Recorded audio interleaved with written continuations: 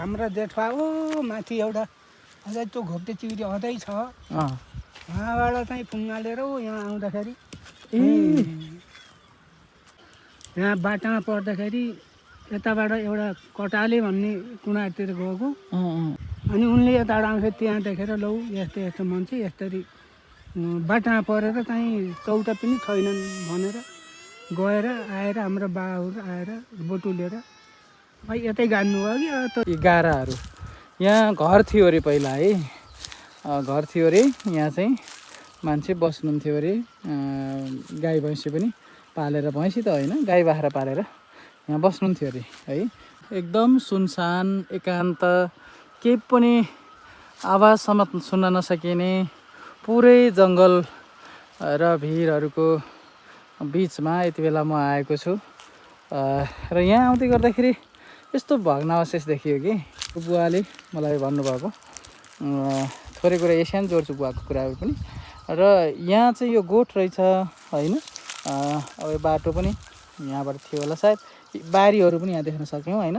यो बारी टाइपका यो सबै बारी बिराएर राखिएको र यताबाट बाटो रहेछ होइन यो भाटिएको यो लगभग सर्लग बाटै रहेछ नि यहाँबाट जाँदाखेरि बाटो रहेछ माथि पनि एउटा बारी रहेछ अनि फेरि यसको तलपट्टि चाहिँ घर रहेछ क्या यो घरको वाल पनि देख्नुभयो नि मैले पनि देखेँ सम्भवतः ल हेर्नु यतापट्टि केही छैन खोलो छ यतापट्टि अब एक्लो यो एकान्त ठाउँमा त्यो हाम्रा पुस्ताहरू अब अहिलेकै कुरा गर्दाखेरि म यो भिडियो बनाइरहेको छु नि यहाँ भिडियो बनाउँदै गर्दाखेरि यो एक्लोपनको महसुस हुन्छ क्या डर पनि लाग्ने यी बारीहरू छन् भने हाम्रा त्यो पुस्ताहरू हाम्रा त्यो पुर्खाहरू कसरी बस्नुभयो होला यस्तो ठाउँमा घरै बनाएर अब सेवा र सुविधाका त कुरै छोडाउँ कति अभाव थियो होला तर ती अभावभित्र पनि कति खुसी भएर बस्नुभयो हेर्नुहोस् त यस्तो ठाउँ छ पुरै है यस्तोमा चाहिँ घर बनाएर बस्नुभएको यो वाल चाहिँ अझै पनि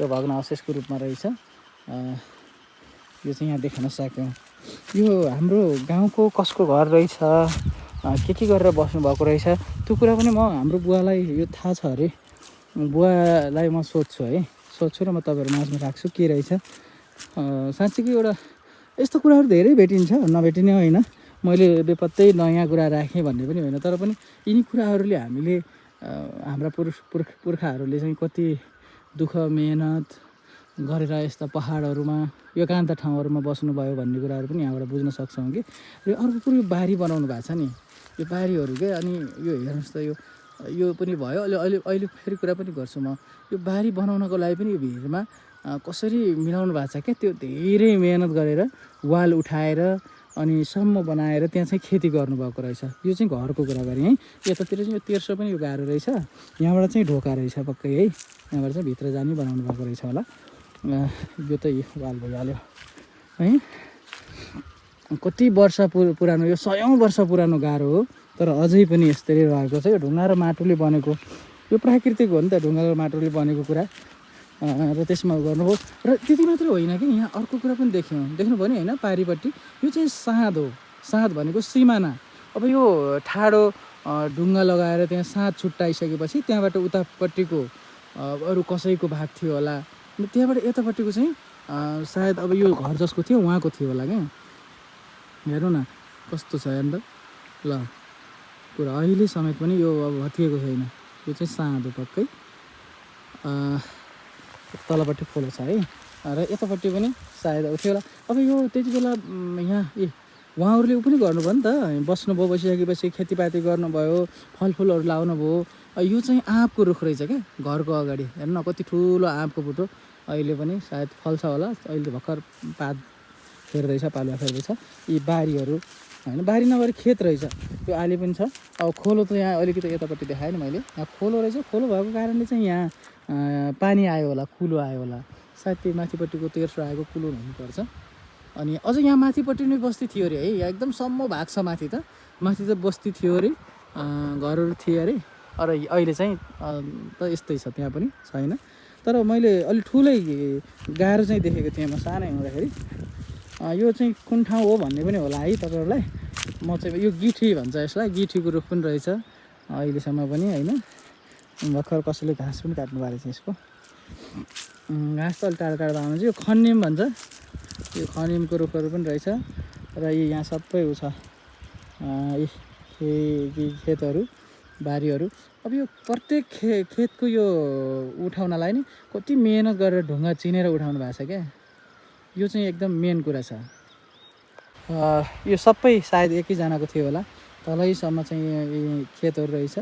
अब यसमा पक्कै पनि फल्थ्यो होला नि होइन, राम्रै फल्थ्यो होला। यस्तोमा हाम्रा पुर्खाहरूले खेती गर्नुभयो र नै परनिर्भर हुनु परेन कि, उहाँहरूले आफैले गर्नुभयो, आफै उत्पादन गर्नुभयो, आफ्नै अर्ग्यानिक उत्पादनसँग रमाउनु भयो। त्यही भएर नै हाम्रा पुर्खाहरू एकदम बलिष्ठ हुनुहुन्थ्यो, उहाँहरू चाहिँ निकै बलवान हुनुहुन्थ्यो र उहाँहरू चाहिँ बाँच्न पनि धेरै वर्षसम्म क्या, 80 वर्षसम्म त उहाँहरू एकदमै अहिलेको जो 50-60 वर्षको देखिनुहुन्छ नि, उहाँहरू जस्तो त उहाँहरू 80 वर्षमा देखिनुहुन्थ्यो भन्नुहुन्छ।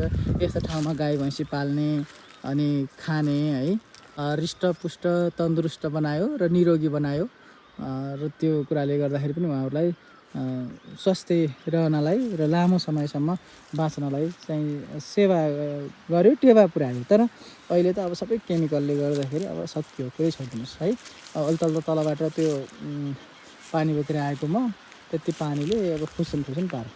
अब यहाँ अब आज चाहिँ हामी अलिकति विशेष तरिकाले यो फ्यामिली पिकनिक भनेर पनि यहाँ आएका छौँ है। अब चाहिँ फ्यामिली पिकनिक पनि चलिरहेको छ आज। निकै रमणीय ठाउँ छ, के गर्नु। तर फेरि यस्तो अहिले चाहिँ हामी सबै सुख भोगी भयौँ नि, त्यही भएर देख्नको लागि आँखाको लागि एकैछिन त सबै राम्रो देखिन्छ, राम्रो लाग्छ। तर 1-2 दिनपछि चाहिँ हामीलाई चाहिँ फेरि अभाव सुरु हुन्छ क्या, यहाँ हरेक कुराहरू कसको रहेछ के रहेछ यो सबै म हाम्रो बुवासँग बुझ्छु है, उहाँसँग कुराकानी तपाईँहरूमा राख्छु।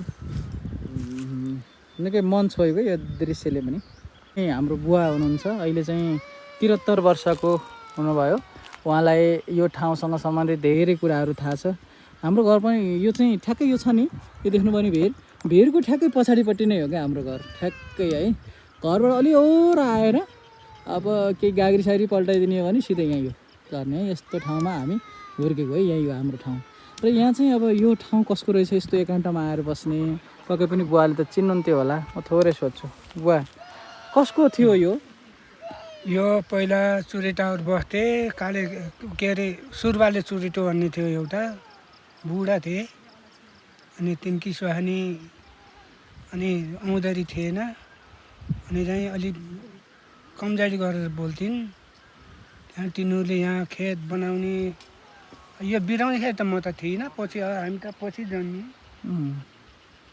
अनि त्यहाँबाट यहाँ चुरेटाहरूको चाहिँ हो घर छन्, ती गाडा छन्, यो खेत तलतिर खोलादेखि लाएर त्यो खोलो यो खोलो साह्रो त्यो माथि भिर छ, त्यो भिरबाट आउँछ सबै यो चुरेटाहरूको। यहाँ 5वटा हो कि 4वटा कता घर थिए कि, ए 5-6वटै थिए घरहरू। ए यता निछाडिरो ठाउँमा यस्तो अझ यो भन्दा माथिपट्टि जुन सल्लाहका रुखहरू देखिन् त्यहाँ माथि, त्यहाँ पनि थियो। त्यहाँ माथि एउटा बन्नाटी भन्ने बस्थ्यो, उता डाँसीकोटबाट आएर त्यहाँ बस्थ्यो। यहाँ बिचमा फेरि तिले दमाई भन्नेको थियो, यहाँ बिचमा बिचमा ठाडो। त्यो तपाईँले देख्नुभयो? कत्रो हुनुहुन्थ्यो तपाईँ त्यति बेला? म यस्तै 8-10 वर्षको हुँदा यति थिएँ। त्यसपछि बिस्तारै मान्छेहरू अब सरे, कोही शान्तिपुरतिर झरे, कोही उता तातापानीतिर गए, कोही कता गए। तर फेरि त्यति बेला नि त यो जङ्गलहरू त यस्तै झाडी नै थियो होला। यस्तै झाडी थियो। अनि कोही बाउलुङतिर। अनि यो खेत नै रहेछन् होइन, यिनी त सबै? यहाँ त खेती गर्ने ठाउँ हो नि त। पानी चाहिँ यताबाट ल्याउँथ्यो, यता भैँसी खोलाबाट? पानी उहीँ हाम्रा घरदेखि पोलतिर खोलाबाट कुलो काटेर ल्याएर यो मेलो पुरै आउँथ्यो। अनि यता पोलतिर उताबाट पानी नआउँदाखेरि यता खोलाको पानी खान्थ्यो। त्यतिखेर कुवासुवा केही थिएनन्। हो, यो चाहिँ एकदमै मेहनत गरेर होइन, यो पुरै ढुङ्गाले उठाएर बनाएको रहेछन् होइन? हो, पारी त्यो आडामाथि पाटा छन्, त्यहाँ शुद्ध चाहिँ खेती गर्थे थियौँ। हामीले मैले थाहा पाएको र त्यहाँसम्म खेती गर्थे। यिनी खरबारी यिनी सबै हाम्रै उता माथितिरका आउने, यिनी गाउँतिरका खरबारी।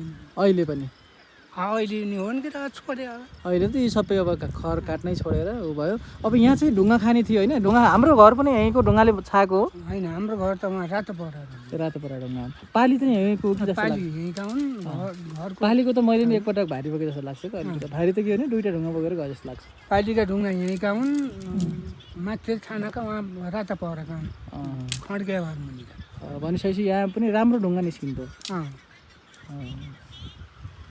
ल आज चाहिँ तपाईँहरूलाई नयाँ जानकारी सहित हाम्रो बुवालाई पनि देखाएँ।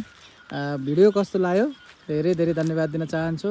र यदि राम्रो लाग्यो भने यस्तै ठाउँका यस्तै बस्तीका यस्तै रमणीय स्थलका भिडियोहरू आगामी दिनमा पनि तपाईँहरू माझमा देखाउँदै जानेछु।